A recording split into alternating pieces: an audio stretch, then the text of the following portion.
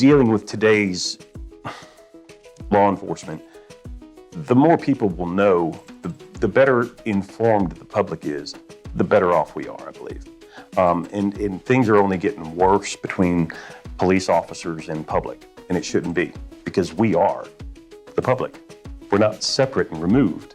We are the public. So, but if we can get that out there to the kids, especially to other people, then we're ahead of the game. Today we're going to talk about motor vehicle law and some of the pitfalls of what to do once you've been in trouble. Okay, or try to stay out of trouble within the law. One of the biggest things, of course, as a police officer, we're going to look for the speeders. You know, drive safe. That's number one. That's just basic law, rule number one of the uniform roads or rules of the law of the road. Drive within the parameters of the speed limit signs that you see. Pay attention to them. We get talking. We get, doing other things while we're driving. We shouldn't be, because we're driving a deadly weapon. Especially the faster you go, the more deadly it becomes to you or someone else. Stay within the confines of the speed limit. Here's the problem: is when people have gotten in some trouble, it compounds itself, because if you get in trouble with a driving violation, one of the first things that can or sometimes is done is that driver's license is either suspended or revoked. It may have a temporary suspension, and that compounds things, because people think when they're done, they're done. They may not pay the fine, and they continue driving. Well, then you get it again. and it's almost inevitable that once you're in trouble, there's always a cop there. And that's no rhyme or reason, it's just coincidence. But the important thing to stay out of that, to stay out of the compounding effect of driving issues, pay your fines, show up to court, communicate with the organizations that you're dealing with. If you do have court, if you've lost the paper, call the courthouse. You'll be on a docket somewhere. It's usually probate court in Georgia. Call probate court and ask, this is my name, I have a court date, I lost my paper, can you tell me the time and date? You're gonna have to take the day off work. You're gonna have to, but it's worth it to get that taken care of. We all have issues. We've all been short of money, we've all been short of things, but if you are short, still make your court date and tell the judge, I just don't have the money right now. I'm here, I'm trying to be responsible, I don't have the money right now. They'll work with you. They deal with this every day. They know this story. So be honest with them, try to be forthright and be responsible, show up for your court date.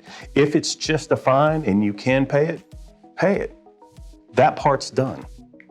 That part, the compounding effect, once you pay it, it's taken care of. They're not going to come back and suspend your license. Where people run into a lot of problems is when they don't pay the ticket, they don't show up for court, and they just move on with life like nothing ever happened. That's a big no-no, because as it goes forward, the compounding effect, or how it gets worse with the more things that are added to it, that becomes worse and worse. Eventually, you end up on something like a probation, or you end up with fines. The third incidence of suspended driving, arrest, I believe, is $1,500 or close. When the first would be a third of that. It's a lot easier to come up with a little bit, a third of $1,500 than $1,500. Not too many people that I know have $1,500 in the bank to throw out at, a driving violation. Another part to this is keep your vehicle in good working order. It may just take starting it up in the morning, turn the lights on and walk around it. Spend 3 minutes. Have someone sit in the driver's seat, step on the brake. Make sure your brake lights are working, make sure your lights are working. Those are all safety issues that police officers would want to address. Most officers are just going to pull you over and say, hey, you've got a taillight out, Some officers, doesn't make them wrong, they're going to write you a ticket. It is a violation of the driving code. The biggest thing, though, is keeping your vehicle in order. Again, we don't always have the money to fix things. Officers will oftentimes understand that. Yes, I know that. As soon as I get paid, I'm going to get that light fixed. You know, as long as it's not too much of a hazard, most officers are going to understand that as well. Again, we're not separate from you as police officers. We're part of you. Believe me, I know what we make. We don't make a lot of money. We've had days we're wondering how to get that stuff done too. Drive within the parameters of the law. I mean, a lot of us probably haven't read that book since we were 16 and took our license, but you pick up certain things along the way. But it may be one of those things that you just pick up a book and read it again. It's not fun reading or anything else, but it may keep you out of some trouble. The overall factor in this whole thing is, if you're not doing something, or if you haven't put yourself in a position to be stopped by police, you're not going to be stopped by police. That's what we're looking at. Responsible driving, drive the speed limit, take care of your vehicle, and don't do silly things when you're driving. Don't be talking on your phone or hanging out the window and yelling at folks while you're driving. That's not safe, and police officers look for those things. You've got offensive driving and defensive driving. If you're going down the road and you have to swerve to get out of the way of a dog, if you get pulled over for that, advise the officer there was a dog running on the roadway. I swerved to get out of the way. Here's the thing. He's going to see the dog or he's not going to see the dog. Okay, but he still saw you swerve. So that may be something. And there are times that people get a ticket written for saying things like this. If the officer didn't see the dog, he didn't see the dog. If he writes you a ticket for the swerve, that's fine. That's what the court date is for. Show up, plead your case to the judge, and advise what happened from your side. It's not the time right then to argue with the police officer, call him a favorite little name or anything like that. It's not the time to have the court process on the side of the road. Okay, so be as congenial as you can. Advise him, I disagree, sir, because of this reason, and make sure that part is on the record. But don't argue back and forth. Things only become worse. Again, the police are not separate and removed. We have feelings, we have emotions, we have anger, we have happiness, we have all of those things, the same as anyone else. So again, on the side of the road in a kind of a dangerous situation, which sides of the roads are very dangerous, that's not the time to argue and plead your case. Be as congenial and decent as possible through a traffic stop. Find your answers afterward. Make the call to the courthouse, plead your case, contact the people that you need to contact, and then go that way. In the meantime, the officer may, who knows, they may rethink things and pull the ticket. Sometimes that happens too. Someone refers to stature. It's usually in the stance or how you're standing and what you're projecting. If you've got your hands out like this, that's a pretty aggressive thing. As officers, we're living in a day and the age where literally just a short time ago, some random guy went into a police station in New York and emptied a 9mm magazine into the officers in their offices. And then laid on the ground, hands above his head, and surrendered. He had no warrants that I know of. He had no problems with the police officer. He just hated him. He wanted to inflict harm on them. We know that. Again, we have fears, we have feelings, we have things, just like the people that we look over. But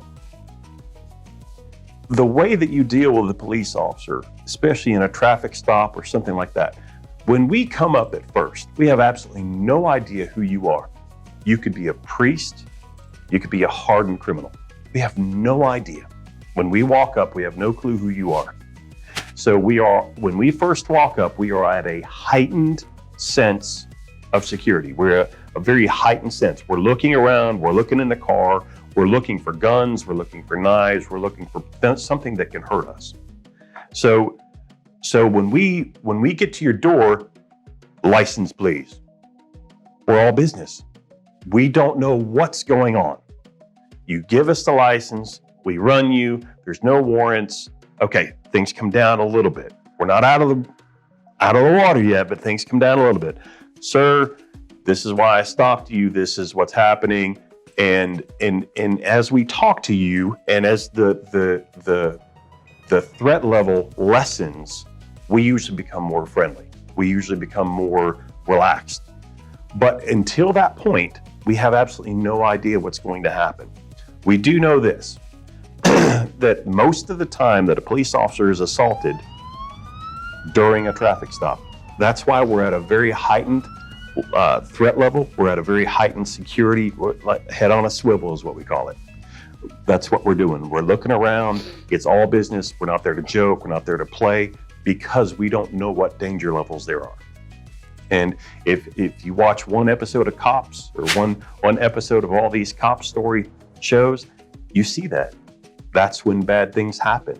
When you let your guard down and somebody sees your guard down, they can hurt you. So that's why it seems like we're horrible, computers when we show up, because we have to address a threat level until we know that there's no threat. Then we usually calm down and relax a little bit, and we can talk a little bit. Don't put your hands toward the police officer. Answer his questions. You don't have to be overly, yes, sir, no, sir, yes, no. But don't, man, why are you messing with me? Don't you have real criminals out there? Well, yeah, we do, but we also have you driving badly, and that's the answer. Don't be too argumentative with folks, because we're there to do our job. The police departments across the nation are tasked with keeping law and order, okay? We don't make the laws, okay? We enforce them. If somebody's driving through town 60 miles an hour in a 30 mile an hour zone, that is unsafe. It's unsafe to everyone else. The person doing it may be a professional stock car driver. It may be nothing to them. Doesn't matter.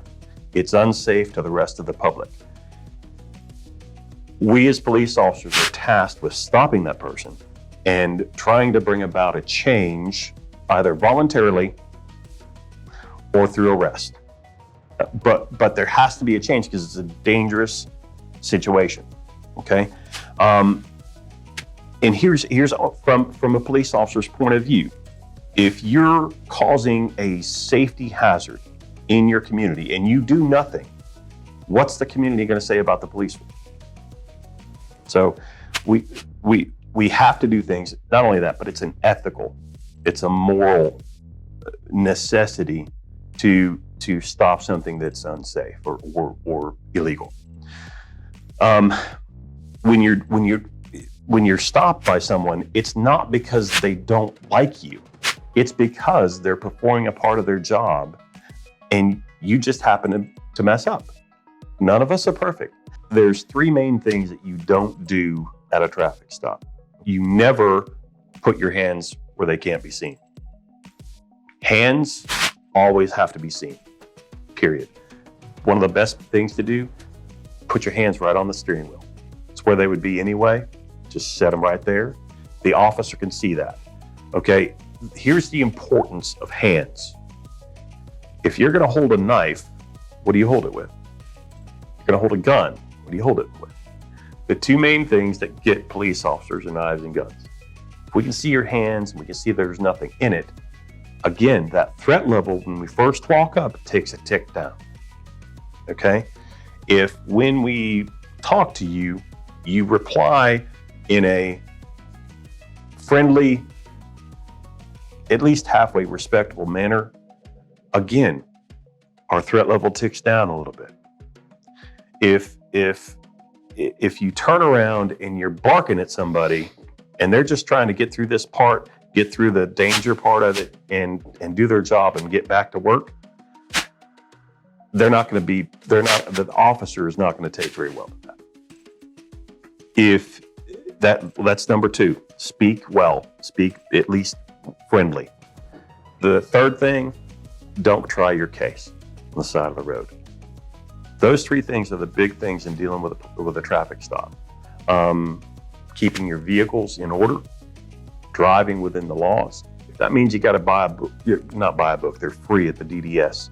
Grab a book and brush up on your traffic laws. They're all right there. Every bit of it is right there. And then in dealing with the traffic stop, show your hands always. Speak decently, and don't try to try your case right there. Most officers now in their vehicles have a camera, and that camera shows all. If they're not telling the truth, it'll show it. If they are, it's going to show your guilt. I mean, the camera's not going to lie. So it's not the time to try the case right there. So that's the big thing.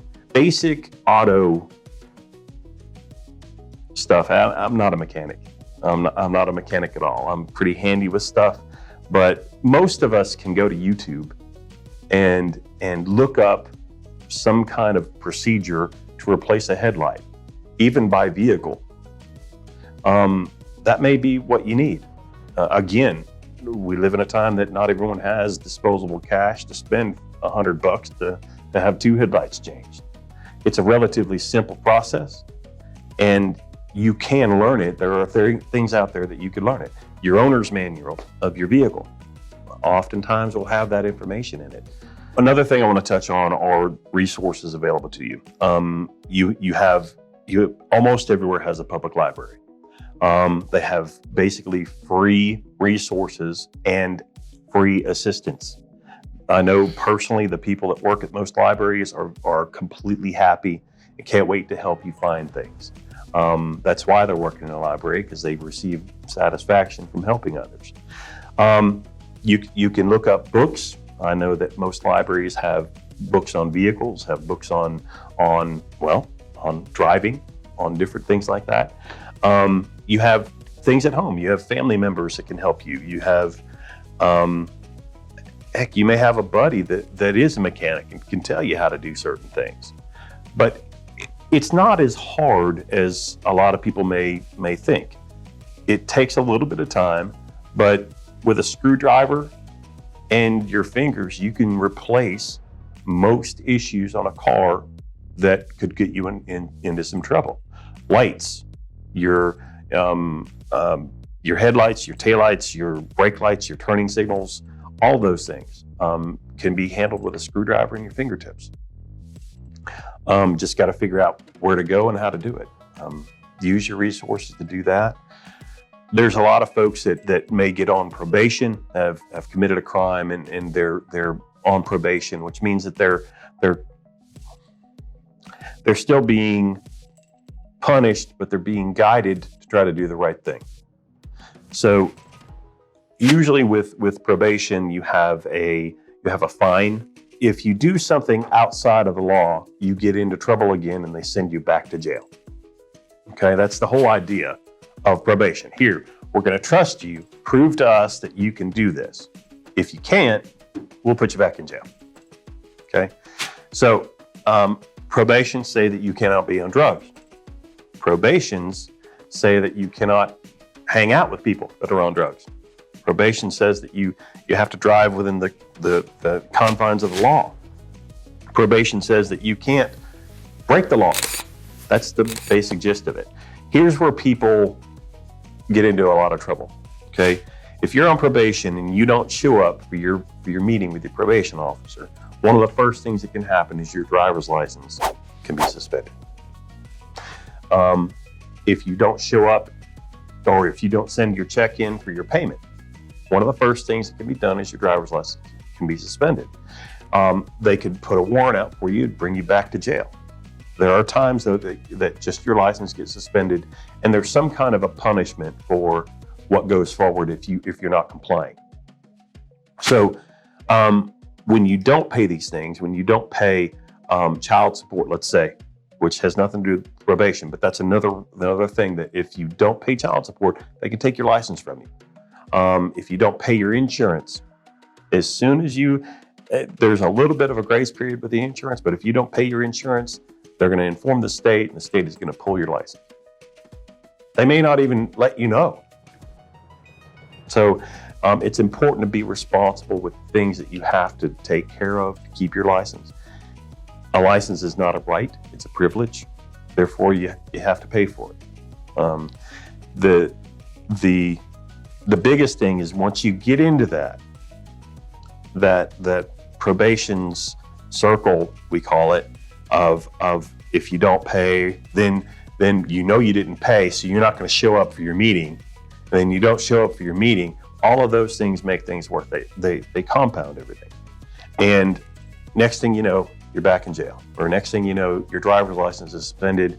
You're driving around thinking you're good. A cop pulls you over and you're going to jail. In Georgia, a suspended license is an arrestable offense. Okay? It's not like a tail light. That's a ticket. Okay, that's a citation. If you're driving with a revoked or suspended license, that's an automatic ride to jail. It's up to you to keep track of your privilege. It's up to you to keep track of your license status. And you can actually find that out at Georgia DDS. They have a link in there that you can find your status. It wouldn't be anyone else's, but you have to put your personal information in, and you can find the status of your license, which is a pretty good help. Of course, you can call DDS. They can tell you by phone when they're open. When we wake up in the morning, we wash ourselves, we take care of certain things, and we want to eat. We want to wake up, we want to brush our hair, we want to look presentable. All of these things, those are things that we do to take care of ourselves for a positive outcome. And that's what you're going to have to do with your vehicles. That's what it should come naturally. Okay. I can remember, especially when I was younger, I had to have the cleanest car. It had to look good, smell good inside, real, just as good as I could get, which I couldn't get very much, but as good as I could get.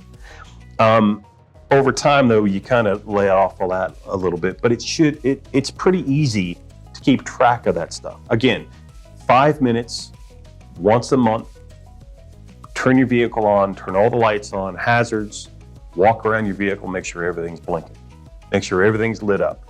It's very simple. It's not like a grand thing that you have to do. Have somebody come out and step on the brakes. That's a very simple process. Wouldn't take 30 seconds out of your life. And that's what's expected. It's the privilege of driving, but that's what's easy about it.